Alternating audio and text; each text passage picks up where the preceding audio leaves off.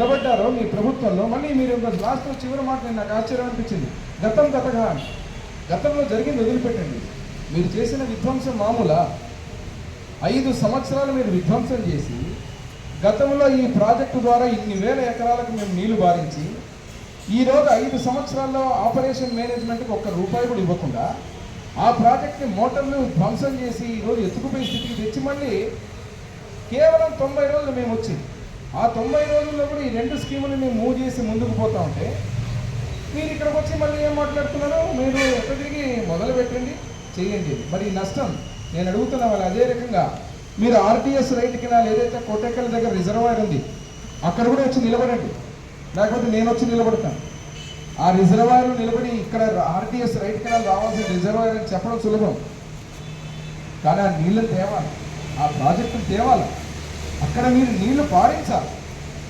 మీరు అది చేయకుండా ఈరోజు ఏదో వచ్చి మసిపూసి మారేడికాయ చేసినట్టు ఇక్కడ ఏదో రైతుల కోసము రైతులకు అడ్డం. నిన్న చూశారు స్టాప్ లాక్ గేట్ తుంగభద్రలో.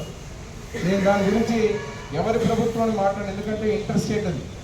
కానీ ఒక దుర్మార్గం ఏమంటే 5 ఏళ్లలో మీరు ఆపరేషన్ మేనేజ్మెంట్ కింద ₹1 ఇవ్వలే ఏ ప్రాజెక్ట్.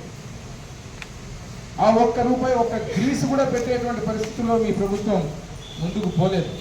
మరి ఈ రకంగా నాశనం చేసి అదేవిధంగా మీరు చూస్తే ఇక్కడికి వచ్చినప్పుడు సోగనూరు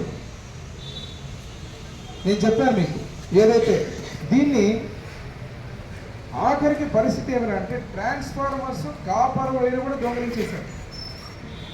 ఇప్పుడు ఈరోజు మేము మాట్లాడుతుంటే మాకు చెప్తారు ఈ నీతులు. దాన్ని ఇమ్మీడియట్గా రైతులకు ఇవ్వాలా?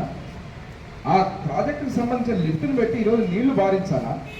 ఒక పద్ధతి ప్రకారంగా పోవాలని చెప్పి నిన్ననే ముఖ్యమంత్రి గారు దృష్టి తీసుకుపోయి ప్రత్యేకంగా ₹5 కోట్ల జీఆర్పీకి రేపు జరగబోయేటువంటి బడ్జెట్ సమావేశంలో జీఆర్పీ కావచ్చు, గాజుల్దిన్నె కావచ్చు, ఇతర ప్రాజెక్టులకు ఏదైతే ఇబ్బందికరంగా ఉన్నాయో వాటిని ఇమ్మీడియట్గా దాని మెయింటెనెన్స్ కానీ దానికి ఇమీడియట్గా ఫండ్స్ కూడా రిలీజ్ చేసే విధంగా ఆ బడ్జెట్లో కేటాయించాలని కూడా చెప్పడం జరిగింది.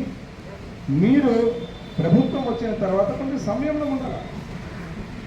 మీరు ఇప్పుడు కాదప్పుడు ఏదో మీరు ప్రయత్నాలు చేసేసి మీరు నాశనం చేసిన రాష్ట్రాన్ని గాడిలో పెడుతున్నారు. ఈరోజు ముఖ్యమంత్రిగా చంద్రబాబు నాయుడు గారు కూటమి ప్రభుత్వ బాధ్యత ఈ ప్రాంత రైతులకు 1 ఎకరా నీళ్లు కూడా నష్టపోకుండా తీసుకువచ్చే బాధ్యత మాది, మా ప్రభుత్వానికి. మేమున్నాం బాధ్యతకి. అంతే తప్ప ఈరోజు ఇక్కడికి వచ్చి మీకు అవగాహన లేకుండా ఎవరో చెప్పినారని చెప్పి మీరు అక్కడికి వచ్చి ఆ నీళ్ళు ఎందుకు రాలేదంటే మీ వల్లనే నీళ్లు రాలేదు.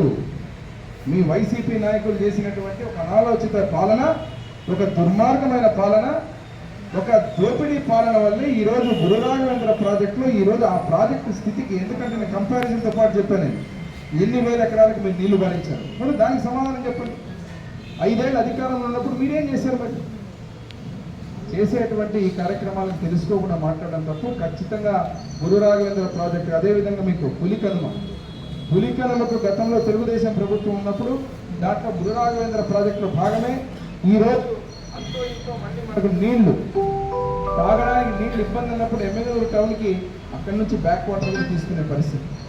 కాబట్టి ఏ ప్రాజెక్ట్ అయినా తెలుగుదేశం కూటమి ప్రభుత్వం రాబోయే రోజుల్లో బ్రహ్మాండంగా హైయెస్ట్ ప్రియారిటీ కింద పెట్టి చేస్తామని తెలియజేస్తూ, ఏదో బురద జల్లాలనే కార్యక్రమాలు మానుకోవాలా. ఇదే రకంగా సబ్జెక్ట్ లేని వాళ్ళందరూ జతకట్టి ఊరికే విమర్శలు చేయాలా. ఆ విమర్శల వల్ల మా ఉనికిని కాపాడుకోవాలా, మేము ఉన్నాము అని చెప్పుకోవడానికి చేయొద్దండి. ఈ ప్రాంతానికి ఏదైనా అభివృద్ధి చేయాలంటే సలహాలు, సూచనలు మాతో పాటు, ఎందుకంటే ప్రజలు మమ్మల్ని ఆశీర్వదించినటువంటి ఈ ప్రభుత్వానికి సహకరించిన తప్ప మీరు ఊరికే ప్రజల దగ్గరికి అనవసరమైనటువంటి ఇది. అదేవిధంగా మీరు చూసారు ఈ 90 రోజుల్లో దాదాపుగా పెన్షన్ల తర్వాత అన్నా క్యాంటీన్లు రేపు త్వరలోనే ప్రారంభిస్తున్నాం. దాని తర్వాత ఈరోజు బస్సు, అంటే విడతల వారిగా సూపర్ 6 దగ్గర నుంచి అన్నీ కూడా ఏ హామీలు అయితే చెప్పామో అన్నీ నెరవేరుస్తాం.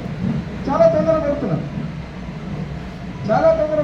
5 ఏళ్ళు మీరు మద్యపాన నిషేధం అని చెప్పి మద్యాన్ని ఏరులే బారించి ఈరోజు ఆ మద్యపాన నిషేధానికి కూడా దాని మీద 25,000 కోట్ల అప్పులు తెచ్చి ఇష్టారాజ్యంగా పరిపాలన చేసినందుకు ప్రజలు మీకు బుద్ధి చెప్పి మూలమొచ్చి పెట్టారు. ఇంకా కూడా మీరు గెలిచిన 90 రోజులుగా కానటువంటి ప్రభుత్వాన్ని ఎప్పుడెప్పుడు మీరు ఫెయిల్ అవుతారా, మీరు ఫెయిల్ అవుతే మా ఓటు వేసి మమ్మల్ని గెలిపిస్తారనే ఆలోచనలు ఉన్నాం కాదు. మేము అభివృద్ధి చేస్తాం, కూటమి ప్రభుత్వం